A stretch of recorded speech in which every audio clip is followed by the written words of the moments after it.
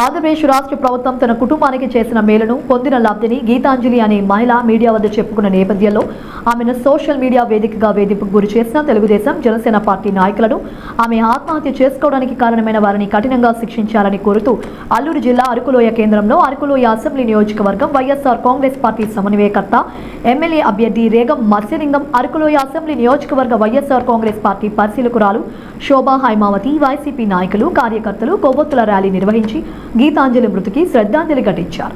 ఈ కార్యక్రమంలో పార్టీ అన్ని విభాగాలలో ప్రతినిధులు, ఎంపీటీసీలు, సర్పంచులు, ముఖ్య నాయకులు, కార్యకర్తలు పాల్గొన్నారు।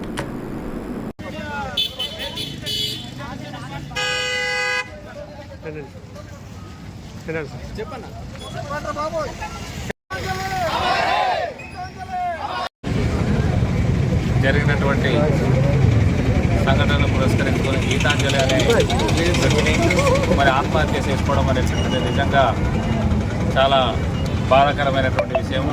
ఎందుకంటే జనసేన పార్టీ, తెలుగుదేశం పార్టీ చెందినటువంటి అల్లరి ముఖలు జగనన్న చేసినటువంటి మేలుని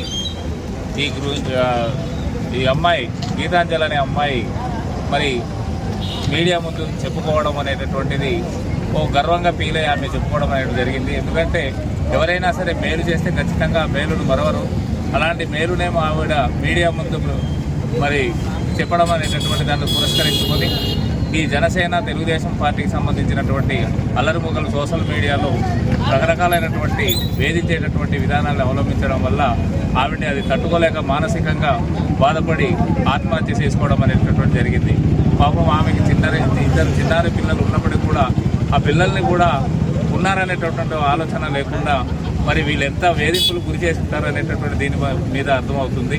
కాబట్టి ఎవరైతే ఈ సోషల్ మీడియా ద్వారా అమ్మాయిని వేధింపులకు గురి చేశారో, దాని ఆత్మహత్యకి కారకులు ఎవరయ్యారో వాళ్ళ మీద ఖచ్చితమైనటువంటి చర్యలు తీసుకోవాలని చెప్పేసి డిమాండ్ చేస్తున్నాం।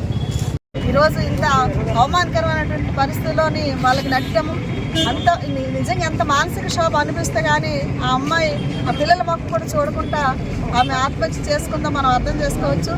జగనన్న ప్రభుత్వంలో తనకు జరిగినటువంటి మేలు గురించి సంతోషంగా సోషల్ మీడియాలో పంచుకోవడమే ఆవిడ చేసినటువంటి తప్ప ఖచ్చితంగా ఆ దుర్మార్గులు శిక్ష పడాలని చెప్పి ఈ సందర్భంగా మేము డిమాండ్ చేస్తాం।